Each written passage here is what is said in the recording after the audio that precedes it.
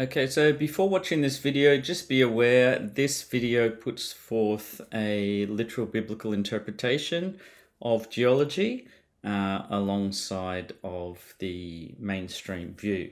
All right, so if you don't like science and religion being mixed up together, even though I think they're the same thing, then please don't watch this video if you are, but I really think you should, all right, because knowing different people's viewpoints helps you understand other people. So you should listen, either whatever you believe, okay? So the first one, so I'm saying that because straight off the bat, I'm really getting into it. So this one here, I've considered buying the latest update. You can go to the museum and buy the latest versions for $16 from the Geological Society. The problem with that is this one's like 40 years old. The problem with that is the older it is, the more authoritative it is, because this guy's had a look at it 40 years ago before everything's been destroyed. So he has a better idea of what's going on before it's been corrupted with. And so I'm using his, and I'm going for fossils. It wasn't meant to be a religious one, but you just can't get away from it when you look at the evidence. And so I'm just going for the ones with fossils. So that was stock 2, 4, and 5. And that's a basic map of it. So that helps me find the stuff. Okay, so stop 2. So the first one is Robert Street. Now, you just drive in here and there's like a little track there. I'll just show you the video of the track. And I'm just going for the overburden is sort of just dumped on the edges and the houses are there and you just walk along here. The overburden is the stuff they don't want. So they're just taking this clay and then they're heating it up to bricks. So they're taking the clay and making it really fine and then heating it up to like 1,000 degrees. So it just sort of becomes a metamorphic, strong rock, like going from shale to slate. And that's what bricks are. So they're a man-made metamorphic rock. Anything that's man-made technically is not a rock anymore. Okay, and before I went in, just had a look. The field guide says you could find all of these, so I just had a general idea of what I'm looking for. So there it is in the rocks, and there's like a picture of what it looks like. They think it looks like in real life. And this is sort of the overburden on the ends, and I'm going to say it's tailings because it looked like someone had gone here before and tried to find stuff, and the only thing I could find was this, and I'm not sure whether they're just dendrites. They don't look symmetrical enough to be dendrites, so I'm thinking this could actually be a fossil, and it could be this Xylopteris, whatever that is, because it looks almost identical. So I'm thinking we did find a piece of shale. That's definitely shale. So we did find one. It was very difficult though. Okay, stop number 4. So all the limestone's gone now, and there's just a little tiny bit of limestone left in the walls and stuff. And apparently there used to be these little freshwater snails in them. So I was thinking, let's just walk around and see if we can see any in the walls and take a picture of them. And so none on my field trip seemed to be safe. I think when I climbed to the top of this, put my backpack down, put it back up, when I came back, my shoulder was itchy and I felt like I don't have a scab. I thought, oh no, there's got to be like a tick or something. And so my wife took a picture of it, and thanks to the bowls ladies across the road who have a first aid kit and apparently have had a dozen of these and their husbands, and they take them out of animals all the time. All right, so Ipswich people, hats off to you. All right, and thanks for taking that out of my shoulder. And so not all of these are limestone, by the way. A lot of them are quartz. So there's chalcedony, which is like clearish quartz, if you like, and banded quartz, if I just like to simplify it. It's all silicon dioxide. So a lot of these rocks are not limestone. So the limestone ones you can tell because they're all pitted because acid eats away at them, and so they weather very easily, and they're the ugly ones. And the nice pretty ones are the quartz. But looked not everywhere, but looked for a while, an hour, at this little pyramid and walls and everything, couldn't find anything. So that was a fail, except for, being able to tell easily the difference between quartz and limestone. And then waiting at the toilet's way too long, as you do when you're a guy, waiting for the other half, your better half. And I saw this, I thought, that's not sandstone, that's Tuff. And you can tell sandstone by the clinking. So I'll just show you that in here. And then later on, there's 2 pieces of sandstone at the next stop, and you can hear they have a dull noise.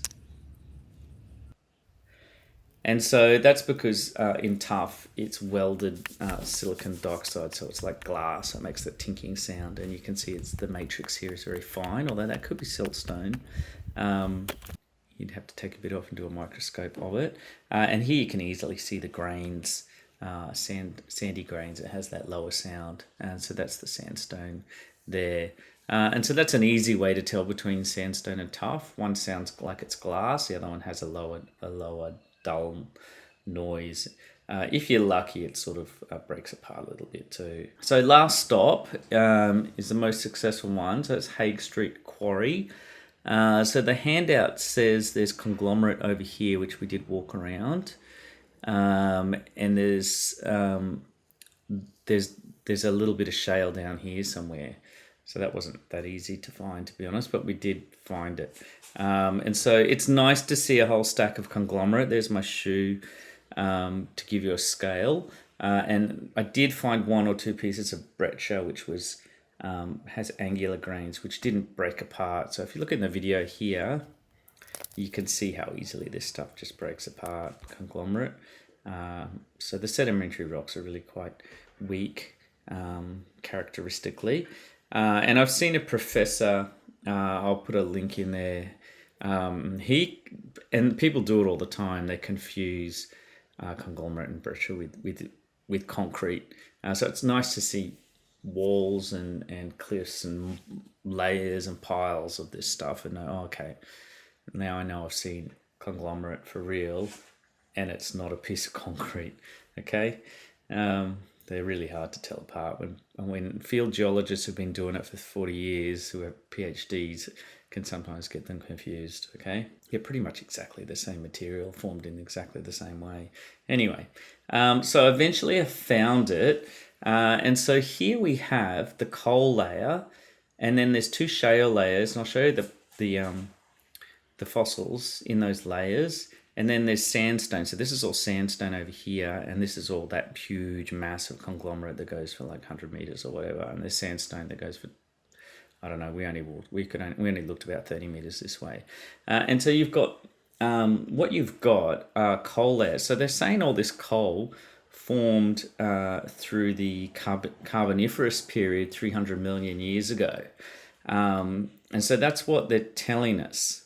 But it's hard to believe that when it's embedded between, sedimentary layers laid down by water, and that there are quickly formed plant fossils in between both of these. Obviously, this coal layer formed very, very quickly, and not over hundreds of millions of years. So to me, if it's formed by water, that's global flood. That's all the dead animals here. There's a concentration here. It's less concentrated on the edges. There you can get the fossils. Here it's more concentrated, and so it's just solid carbon. And then you've got layers laid down by water above, Conglomerate, which is sedimentary, and below as well, which is sandstone. Doesn't fit this thing here. Okay, now I know they've got millions of years based on assumptions that they know are wrong, which is there's a stable isotope levels. They don't know they know the isotope levels are different in the atmosphere in the past. They know that they're different in the Earth, and they can't even get there and measure them or verify anything. And they're massive extrapolations. It's really a pseudoscience, carbon dating, radioactive dating.